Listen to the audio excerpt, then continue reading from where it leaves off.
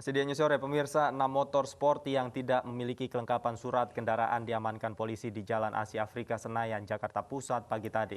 Sementara puluhan pengendara motor sport lainnya terkena sanksi tilang karena menggunakan knalpot bising yang dianggap mengganggu pengguna jalan.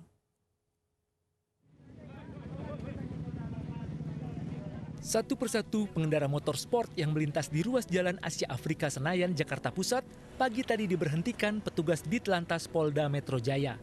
Pengendara diberhentikan karena menggunakan knalpot racing yang dianggap mengganggu pengguna jalan lainnya. Puluhan pengendara diberi sanksi tilang, sementara 6 sepeda motor sport lainnya diamankan polisi dan dibawa ke Polda Metro Jaya karena tidak memiliki kelengkapan surat kendaraan. Sementara untuk KR yang sudah kita amankan, yang tanpa dilengkapi surat-surat kendaraan, yaitu ada sekitar 6 kendaraan sudah kita sita. Nanti untuk pelanggar nanti bisa ke kantor untuk mengurus surat-suratnya. Oh, masih masang knalpot yang nggak standar? Ya, gimana ya? Enak aja dikirim. Enak.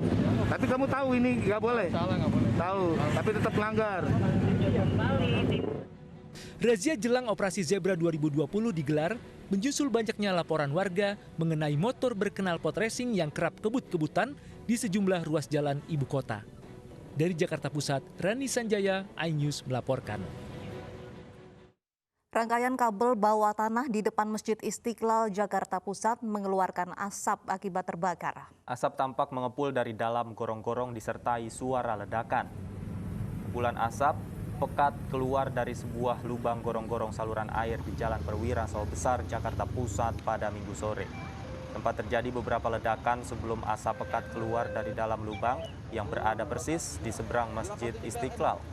Petugas kepolisian beserta pemadam kebakaran telah berada di lokasi guna memastikan asal asap pekat berwarna tersebut.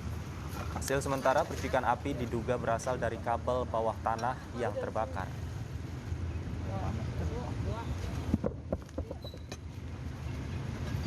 Informasi dari kantor pusat itu ada kabel yang terbakar, kantor PLN. Informasinya adalah di antisipasi. Kita sambil ya sementara sih tidak ada hal-hal yang mengkhawatirkan ya. Polisi masih mendalami dugaan adanya keterlibatan tersangka lain dalam pembunuhan seorang wanita di Sukoharjo, Jawa Tengah. Polisi menyebut pembunuhan ini dilatar belakangi oleh utang piutang.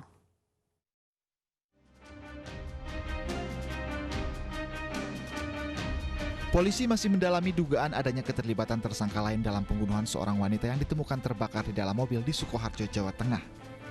Satu tersangka yang merupakan rekan bisnis korban saat ini masih menjalani pemeriksaan.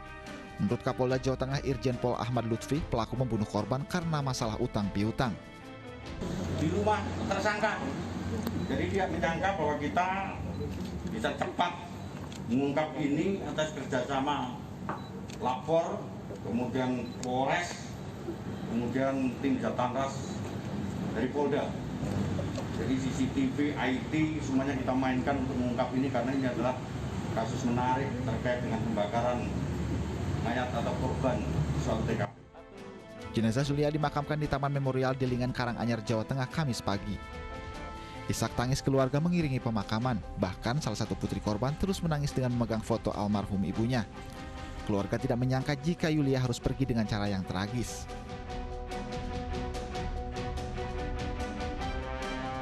Pembunuhan Yulia ini berawal saat korban mendatangi pelaku di peternakan ayam untuk menagih utang 145 juta rupiah di mana korban dan pelaku terikat bisnis peternakan ayam. Pelaku yang gelap mata karena marah terus ditagih untuk membayar utangnya, kemudian menganiaya korban menggunakan besi hingga meninggal dunia. Dengan dibantu rekannya, pelaku memindahkan jasad korban ke dalam mobil lalu membakarnya untuk menghilangkan jejak. Saat mobil sudah terbakar, kedua pelaku lalu kabur hingga akhirnya tertangkap. Peti jenazah diangkat ke ambulans, sementara itu dari hasil otopsi di jasad korban terdapat luka memar di kepala. Korban ditemukan dengan posisi telentang di bagian belakang mobil setelah api dipadamkan.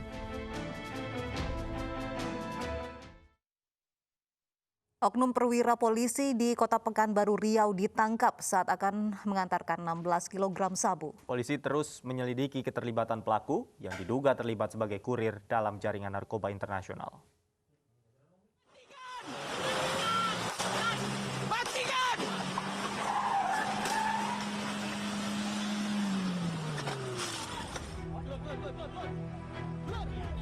Video polisi saat mengejar sebuah mobil yang membawa narkotika ini viral di media sosial.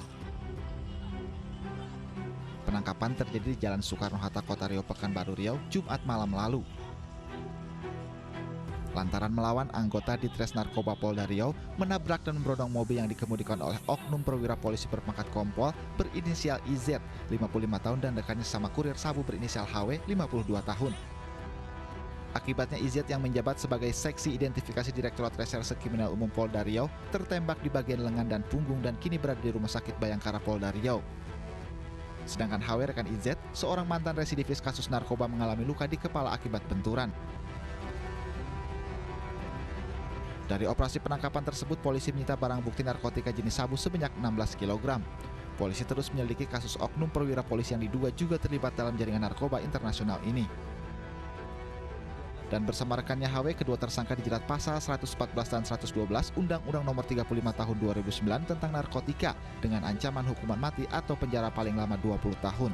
Tim Liputan iNews melaporkan. Keributan antara keluarga pasien dengan petugas medis terjadi di salah satu rumah sakit di Jeneponto, Sulawesi Selatan. Pemicunya hanya karena pihak rumah sakit dianggap lamban dalam mengurus administrasi pasien.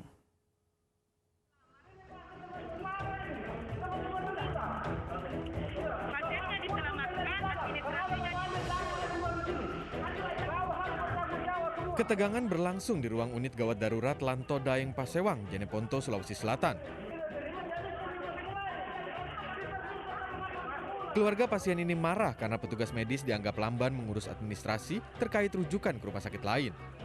Mereka minta persoalan administrasi dan perlengkapan lainnya diurus belakangan karena pasien yang menjadi korban pembacokan kondisinya harus cepat ditangani. Sementara dari pihak rumah sakit mengatakan belum dapat memindahkan pasien karena masih menunggu informasi balik dari rumah sakit rujukan. Harusnya ini dikirim saja dulu naik 14 sambil dihubungi rumah sakit yang mau terima. Apa tidak mau terima atau tidak, kalau tidak terima nanti di Makassar dipikirkan. Ini kalau menunggu terus bagaimana? Sekarang sudah muntah pasiennya. Kalau ada apa-apa siapa yang bertanggung jawab? Ketegangan antara keluarga dan kerabat pasien berakhir setelah proses administrasi selesai. Dengan menggunakan ambulan, pasien dirujuk ke salah satu rumah sakit di Kota Makassar. Dari Jeneponto, Sulawesi Selatan, Sulaiman Nai, iNews melaporkan.